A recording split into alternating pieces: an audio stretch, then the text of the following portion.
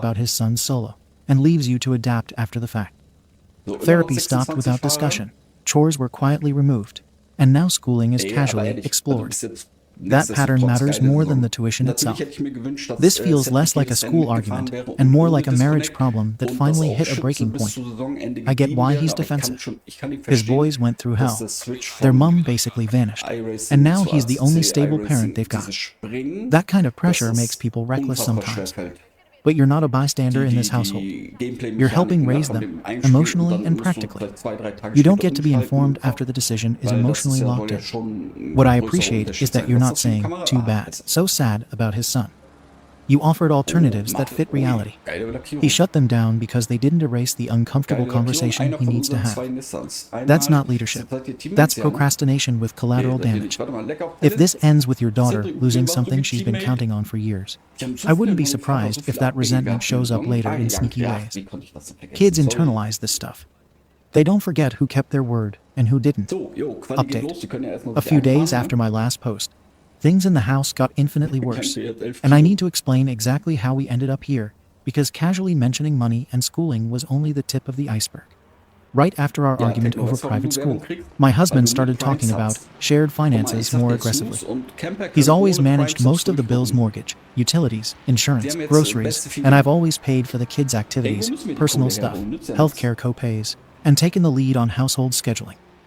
Our paychecks were technically joint, but over the years, I quietly accumulated a personal buffer account because he never asked me to contribute to shared costs. That was on him. When he demanded I start putting my share towards the family expenses, it set me off. I was taken aback. I asked him to clarify what my share even meant when we've been functioning like this for years. He said, flat out, "We need equity across the household. You're earning as much or more than me. I'm tired of carrying most of the household burden while you sock money away." So I did something I probably should have done sooner. I laid out our incomes, our expenses, and my savings. On paper, he technically makes more, but because he pays most of the family bills, he walks away with less at month's end. Meanwhile, my account balance was significantly higher because I've been keeping it separate for years. I said I'm comfortable with how we've been dividing up costs, and that I want to spend my money on my daughter's education and immediate needs. If he wanted me to contribute more, I needed to understand why, not just be told to hand over checks. That's when things got personal. He said he had reasons, and that his sons should be treated equally in the long term. He announced that he was going to open separate accounts for his boys' college funds and fund them from here on out using part of what would have gone to our daughter's tuition. He said it was the only fair way to ensure his sons have something set aside for their future because, if you're so hell-bent on spending on only your kid's school, I have to protect mine too. He said it calmly, like a spreadsheet decision. I reacted the only way I knew how. I refused. I told him that if he wanted to set up accounts for his sons, he's free to do so with his share of income. But he was not going to raid the plan my daughter and I built over years for her school. That plan was real. I had receipts, bank statements, and conversations we both participated in. He knew exactly what I was doing with that money. For me, putting that towards something else, anything else, was unacceptable. So he did it anyway. He opened the accounts for his sons and informed me he was diverting funds that had been earmarked for our daughter's tuition. I was floored. After that, things broke in ways I never expected. First, I went forward with some of the private school activities. I'd already promised my daughter a second official school tour, pictures, and uniform fittings with family friends. I'd meant it as harmless preparation, something to keep her excited. I didn't think it would blow up the way it did. But the boys saw the pictures on social media. They knew exactly what that meant. Suddenly, the younger one who had earlier said, "Sure, that sounds cool," when his dad floated the idea, started acting awkward, like it was a future that was now taken away from him. One evening over dinner, he asked me, out of nowhere, "So I'm definitely not going there, right?" I tried to give him a generic answer about different paths being okay, but it came out rough, and he left the table. The older stepson, meanwhile, just stared at me like I was something he couldn't place. I felt it, sure, but I tried to pivot to something positive until my daughter, in her sweet, oblivious way, turned to them and said cheerfully, "I'm going there next year," and beamed. That was a mistake. The younger stepson sulked. His face shut down right there. The older one muttered something under his breath and pushed his chair back like he was done with the table. I went to check on them later, and they were huddled in their room whispering. I stood at the doorway for a second, genuinely concerned. But what they were whispering wasn't about hurt feelings. It was about resentment. They felt excluded. They made it clear they believed I didn't want them around my daughter anymore, that she was being groomed for a life they couldn't touch. I tried explaining that wasn't the case, that decisions about school weren't personal attacks, but they weren't hearing it. They were boiling. Then the older stepson exploded. He confronted me in the kitchen while I was making dinner. He said, point blank, "You never liked us. You never wanted us here. You just want your baby to have a better life and forget we exist." I stood there. I honestly didn't move. I didn't try to argue. I simply asked if that's how he felt. He doubled down. He said it like a fact, like he'd been holding it in for months. I grounded them both. No devices, no gaming, no friends, no outings, no anything until they spoke to me respectfully. They refused. They refused to talk, refused to apologize, and refused to acknowledge my daughter or sit at the table with us. My husband saw it happen and said, "I'm not punishing them for how they feel. They have rights to their emotions." I asked what he planned to do to help them understand consequences. He said, "Nothing." That's when I said words I never thought I'd say to my husband. I told him if his kids hate my daughter and won't coexist under the same roof respectfully, maybe they should go back to their grandmother's house. You would have thought I suggested moving to Mars. Both boys gave me the cold shoulder. My husband walked out of the room and didn't speak to me for a day. At breakfast the next morning, he sat apart from the table. The boys didn't come down at all. They ate in their room. My daughter asked why her brothers weren't having breakfast with us. I said simply, "They're upset." She asked if they would come back and have cereal with us later. I couldn't answer. It's been 6 days like this. My husband won't talk to me directly about anything except logistics, groceries, bills, and schedules. The kids barely acknowledge my existence in shared spaces. The younger boy stays in his room. The older one leaves the house to hang out with friends whenever possible. My daughter senses the tension and has started saying things like, "I'm sorry if I made anyone sad," and "I don't want anyone to be mad at me." She's 7. And through all of this, my husband has refused to enforce any discipline on his sons. I asked for just one instance of him telling them why grounding works or why respect matters, and he declined. He said they're hurting, and that punishing them for how they feel is cruel.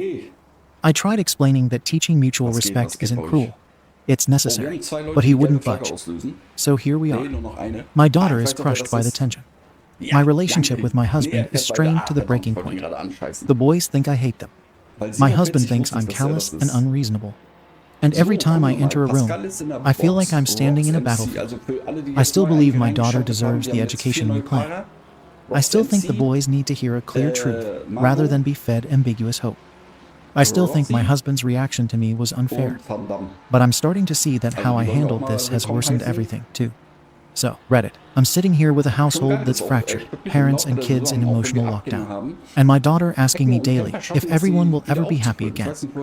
Ada for drawing the line on what I consider my money and my daughter's future, even if it meant telling the younger stepson he's not attending the school, grounding both stepsons for disrespect, and suggesting they go live with their grandmother. Comments. Comment 1. I don't think you get how badly this whole thing has backfired. You tried to make a stand on what you thought was logic, planning, money, our agreement, but you forgot that families don't run like contracts. Your husband's reaction, the boys withdrawing, your daughter feeling like she's the reason for the tension. That's not fallout from one mistake. It's a slow build from years of emotional imbalance you didn't address because it didn't directly affect you. And grounding them for being hurt. Seriously, they didn't trash your car. They didn't skip school. They expressed pain, even if it came out sharp. You punished them for being right because they are right. You made it abundantly clear whose future you were invested in. I don't doubt that you love your daughter, but you're using that love like armor, not empathy. The way you're talking about your money and her school, while living in a house where 3 kids exist, is deeply isolating. You're not just pulling away from your stepkids. You're pushing your husband into a place where he has to rethink what partnership even means. Comment 2. You're not wrong for wanting to keep a promise to your daughter, but you're completely off the rails in how you've chosen to enforce it. Everything you've done screams more about protecting your control over the situation than actually caring about the outcome for anyone else in that house. Telling your stepson directly that he won't be attended and to just move on. You think that doesn't mess with a kid's self-worth? And grounding both boys after one of them called you out? Und ich That's habe nicht less viel about vor, das discipline wisst ihr, and ne? more about making sure Super, they super stay in their lane. sympathischer, netter Typ, aber You didn't even ich habe pause keinen to Bock, dass ask er why nur they were von so 11 upset, Rennen because 3 deep Rennen down, vor Ende you already knew. die Chip holt, You weil just didn't dann care. brauche ich die letzten 2 And the Streams cherry nicht on mehr top, anschmeißen. you told them to go back Nein, to their hab ich nicht grandmas if they hate your daughter. You just confirmed their worst So, fear ich that fahre they're jetzt temporary, Ferrari nach A. that their Aha, place willkommen in im your Verein. life hinges on how Aber well auch they ein dumm behave über around your Pyrenäen. kid. I don't even have words for how brutal that is. So, Comment 1 3. bis 2 kurze The way Schauer you wären handled this interessant. Ja, just ich made hoffe. everything worse. Ich hoffe, dass Sie hier nicht so The eine boys schöne weren't out here Sonntagsfahrt demanding haben. luxury. Ich weiß ja nicht, They was were Kepper wieder reacting to an how invisible they feel in their own home. rumgedreht hat. The younger one didn't even ask for the private school. It was your husband who planted that seed. Then you Ja, took wir it werden upon Nettigkeiten yourself to ausgetauscht. correct that with a one-on-one talk and told the Aber noch kid to go korrekter als inform his Zuschauer. dad like he was delivering a Oh, René sagt package. 32,3. That's cold.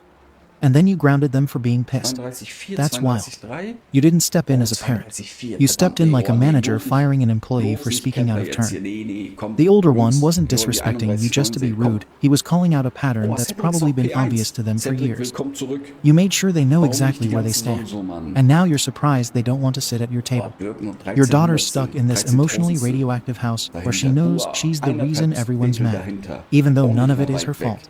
Was haben wir? Haben Kids alle eine absorb Zeit that stuff. gesetzt? She might not get Nee, it now, Michael ist der noch but keine later, Zeit she'll gesetzt. remember exactly how this felt. And I hope you're ready for that conversation Ah, ich when habe it mich gerade comes. gefragt, ob Bitzi heute Update. wieder alleine ist. I'm writing Nee, this Lili because ist auch what wieder started da. as a disagreement about schooling has turned into something much Ach so, bigger. mit wem? Warte mal And at this kurz. point, I think I need to be honest about my part in it, Rossis even if I Teamname still ist don't Wim agree with the Franken. Der war doch outcome gerade- everyone seems to think I should Ach, war das accept. Rossi, der gerade After im my Stream last geschrieben post, hat? my husband and I stopped pretending things were Der hat tense doch zu but Anfang einer workable. mit Ringfakt. He Der told ist me der directly Zweite that he in no der longer Runde hier, trusted me with shared Ringfakten. finances. His exact concern was that I was planning a future that only includes one child.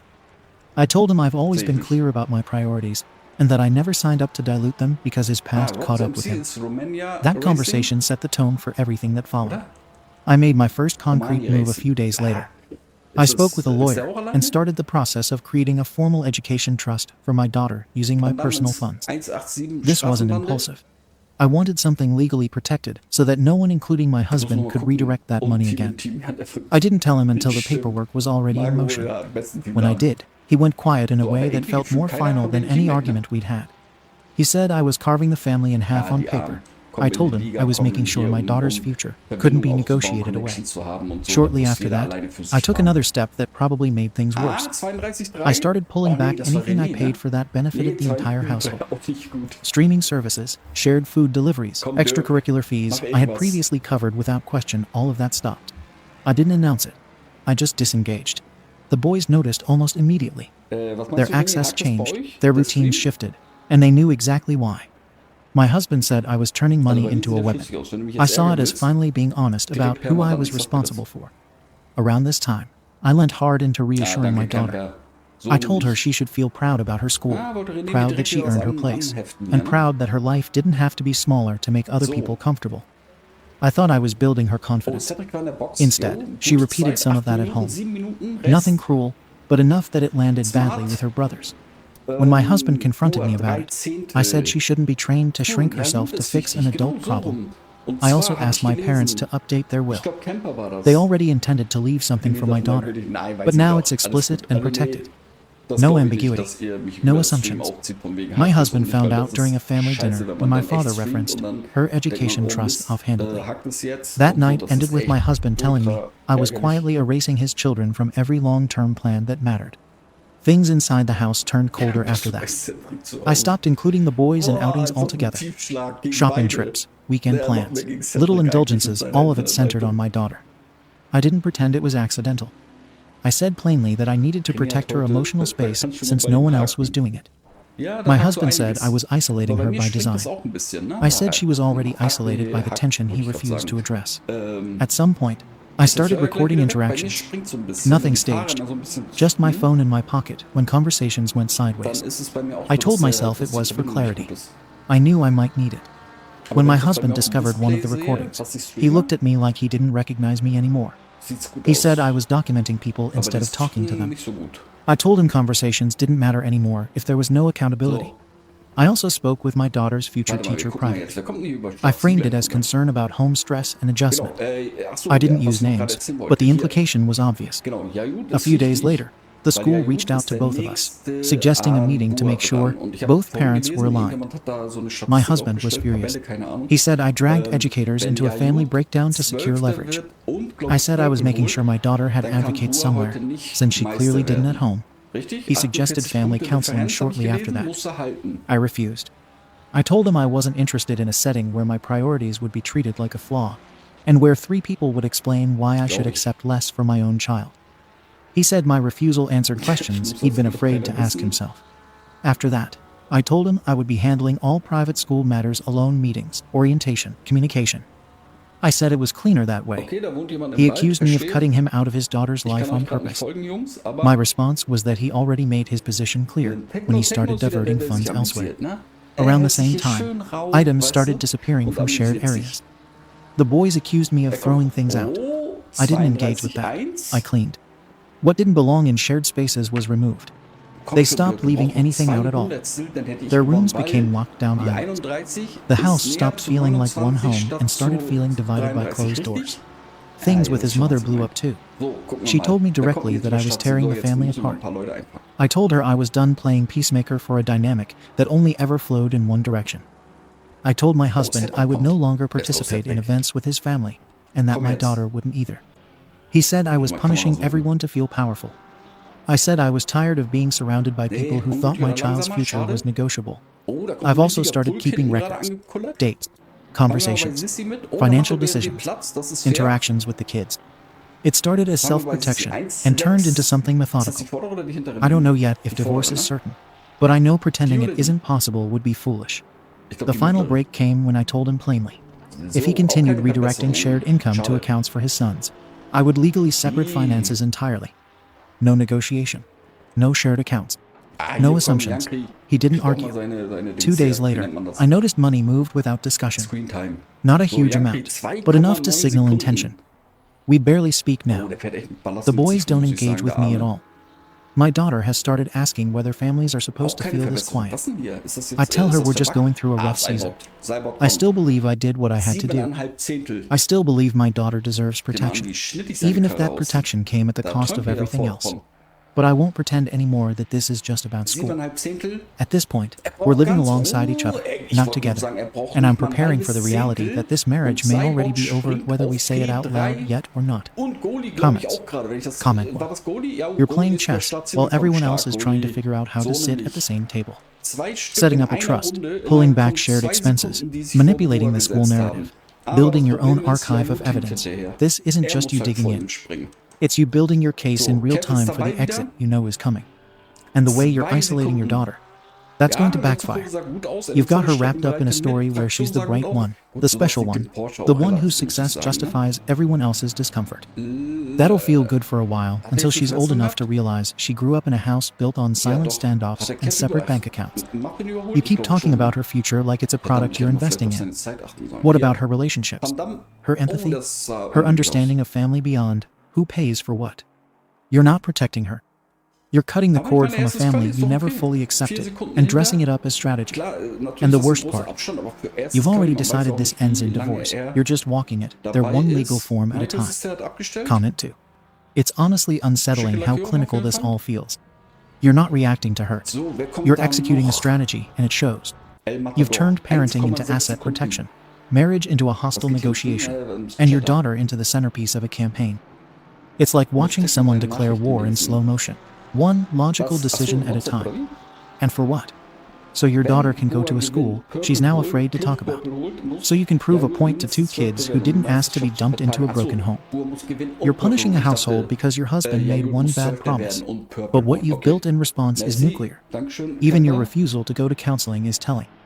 You've constructed a whole system where no one's allowed to question your motives without being cut off, dismissed, or financially cornered. That's not strength. That's fear disguised as control. Update. A lot has happened since my last post, and it's hard to even describe what my life looks like now without feeling like I'm summarizing someone else's story. I followed through on the path I committed to, for better or worse. And now that I'm on the other side of it, divorced, broke, and barely on speaking terms with my daughter, I can finally admit that none of this went the way I planned. Right after the fallout with the boys, my husband moved out. It wasn't some emotional walkout. It was Okay, weiß nicht, methodical. aber ich glaube, die anderen sind He alle found an auch. apartment close to their schools and took the boys with him. He said it was temporary at first, but the second he packed their bags, I knew it was over. Sieht so aus. Within 2 weeks, he stopped referring to our house as home. Within 6, he had his own lawyer. That's when I filed for divorce. I figured there was no sense dragging it out. I offered a few reconciliation options, mostly around adjusting how we'd handle the kids, alternating custody more flexibly, and working with a neutral family counselor. But he said I was only interested in repairing my image, not the damage I caused. His exact words were, "You had the steering wheel the whole time. You can't crash the car and then ask for a different route." The court process was fast. We both had legal documentation already made with the trust I set up for our daughter, him with financial records that proved how much he'd already sacrificed to support our household. I thought my case for primary custody was strong. I had proof of consistent planning, savings, and academic focus, but it didn't matter. The judge granted joint custody with shared time split evenly. In hindsight, it was fair. At the time, it felt like a slap. My daughter started private school that fall. She got in barely. Her confidence had dipped, and she wasn't the same kid during her interview that she'd been at age 5 when we first dreamed of that place. But she made it, and I thought that would be the turning point. Instead, it was a slow collapse.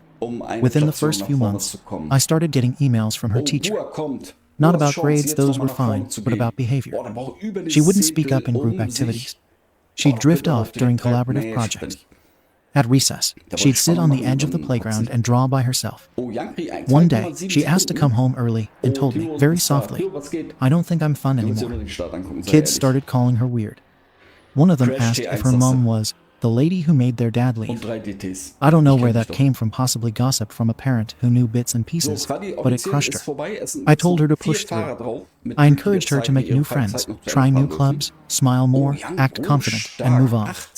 I told her that this was her fresh start, and she needed to take it seriously. She tried. For a while. She stopped talking about school altogether around winter break. By the following spring, she'd had enough. She told me she didn't want to go back. I asked why, and she said, "It feels worse pretending to be okay than just being left out." I didn't have the money to keep her enrolled anyway. The divorce hit me harder than I thought it would. Legal fees, downsizing the house, splitting assets, all while trying to maintain tuition payments, it drained me. I'd stopped contributing to my savings once the custody case started, and by the time summer hit, I had barely enough left to cover basic expenses. The trust I'd set up couldn't be used for anything but education, and I couldn't justify continuing at that price with her so clearly miserable. So I pulled her out, and I sent her to the same public school her stepbrothers go to. She didn't protest. In fact, she seemed relieved. And then something happened I didn't expect at all. She started getting close with them again. I thought she'd have lingering resentment or awkwardness, especially after everything that happened. But no, she went back to them like no time had passed. They walk to school together now. They do homework in the same way. They laugh at the same shows. She calls the older one when she needs help with science. She borrows the younger one's headphones when she's feeling overwhelmed. Meanwhile, things between her and me have cracked wide open. She started pulling away slowly. Shorter answers. Fewer hugs. More silence. Then it turned into actual avoidance. On my custody days, she started saying she didn't want to leave her dad's. At first it was, "We're watching a movie tonight," or "I have a project due, and all my stuff's here." But then it turned into, "I'm tired, and can I just stay?" I asked her directly one night, "Do you not want to be here anymore?" She shrugged and said, "It's quieter there." I told her that's because we don't have the boys, and there's less noise. She said, "No, it's not loud here, it just feels loud." It hit me then she wasn't talking about sound.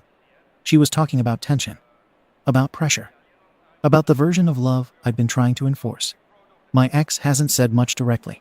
He's been civil but distant. But I know he's reinforcing her decisions in his own quiet way. He doesn't tell her to come here. He lets her stay. He validates her feelings. Meanwhile, I'm the one who's sitting here counting missed dinners and unanswered texts. I offered him another chance recently to come back to the table and figure something out long term. I told him we could build a better routine for her, maybe shift the living arrangements, and work through the past. He said he wasn't interested in repairing something I only valued after it broke. He's right, in his way. And now I'm stuck with the reality I fought so hard to avoid. My daughter is happiest in a house I tried to push away. She sees her stepbrothers as her safe space. She sees her dad as her soft place to land. And I'm the one she keeps at arm's length, even though I gave her everything I thought she needed. I don't regret trying to give her a future. But I regret thinking it could be built without everyone else in the room. So yeah, she got the school. And now she's back at the one I thought wasn't good enough. The boys I thought were the problem are her favorite people. The man I called selfish is now her comfort. And I'm just the person she sees twice a week if she agrees to come. Comments. Comment 1. The energy you put into legally boxing out your stepkids could have been used to build a real family. But you were so obsessed with securing your daughter's future that you completely missed the emotional fallout happening in real time. You framed every decision like it was about protection, but it was about punishment, punishing your husband, punishing his sons, and eventually punishing your kid with pressure she didn't ask for. And look where that got you. Broke, alone, and left out of the very dynamic you tried to monopolize. The worst part is that you still don't seem to understand how you contributed to her shutting down. You think pushing her to make friends, join clubs, and move on was helping. You buried her under your agenda and called it parenting. And when it didn't work, your solution was to double down. Comment 2. Everything about your story reads like a slow-motion sabotage, only you aimed it at your own life. You didn't lose your daughter to manipulation. You handed her over by turning your home into a pressure cooker. Every step you took, the trust, the solo school decisions, the separation from her brothers came from a place of fear disguised as strategy. And when none of it worked, instead of asking why, you doubled down. And now she doesn't want to come back. She found connection in the very people you pushed out. That's not manipulation, that's healing. You should be grateful someone gave her that space, even if it wasn't you. Second story. My entitled fiancé snatched alcohol from my hand and said he made a mistake proposing to me, and that my pregnancy is the only reason he proposed to me in front of his family, except I'm not pregnant. Is this small preview enough to decide my life with him and take my exit? Sorry if this is long. I just need opinions. I can't tell if I'm being dramatic about this. Okay, so I 22F recently got engaged to my fiancé 23M. We are both still living at home to save money to eventually get our own place. I still live with my parents, but I stay at his place most nights because it's closer to work and just easier. So this New Year's Eve we were at his parents' house with family and a few friends. Nothing crazy, just a normal family get-together. His aunt was passing out champagne to everyone and asked me if I wanted some. But before I could even respond, my fiancé reached out and took the glass. I kind of thought it was weird, but I just ignored it because he can be oblivious sometimes. I ended up just going to the kitchen and pouring myself a drink. When I got back to the living room, he immediately noticed my drink and asked pretty loudly, "Is that alcohol?" I said yes. He started getting really upset. He said he couldn't believe I would do that he thought I was more responsible, and that I was being reckless. I was obviously confused and asked him what he's talking about. He said something like, "You're really going to mess things up before they even start. You're going to hurt the baby." The room went quiet, and I was so embarrassed. I was thinking he must be drunk or something. I asked him, "What baby?" He said he knew I was pregnant, and that he'd been trying to do the right thing. He said he found a pregnancy test in the bathroom weeks ago, and that's why he's been watching what I eat and drink and why he proposed. He said he was stepping up. Then he said he didn't know if he had made a mistake, if this was the kind of mother I was going to be. I was literally so shocked and humiliated. I told him I'm not pregnant, but he just told me I don't need to lie. I am not pregnant. I ended up leaving and coming to my parents' house that night. I haven't been to his place since. He keeps trying to reach out to me to talk about it, but I'm not ready. That brings us to last night. My fiancé's mom messaged me and asked me to come over and talk. She says relationships take effort, and I shouldn't ruin my relationship over a little misunderstanding. I don't know what to do. I love my fiancé, but I can't stop thinking if he never thought I was pregnant, would he even have proposed to me? I'm really rethinking the whole relationship. Ada, update. So a bunch of comments are asking about the pregnancy test my fiancé found. I don't know why I didn't even question that when he said it. I think I was just in shock. I've never taken a pregnancy test at his house, so I don't know if he saw something and thought it was a test, or if he's being crazy and making it up. I just messaged his mom back, and I'm going to go over there to talk and figure out what I want to do. I do really like his family, and I still love my fiancé or boyfriend.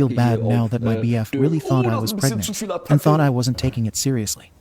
I talked to him kleine about the Nackenstelle engagement von hinten and if he mitgegeben. meant what he said about Damit wollte er stepping sagen, up. du, halt mich mal nicht He auf. said he had Ich bin already had the Cedric, ring for a while, 56 but was km/h waiting for the bin right aber time. schnell. Also And ich when bin he im saw the Weg. test, he thought of it as a sign and got Oh, mein excited, Bild fängt schon wieder an thinking zu of us zucken, as a dass ich little wieder family. ausfliege.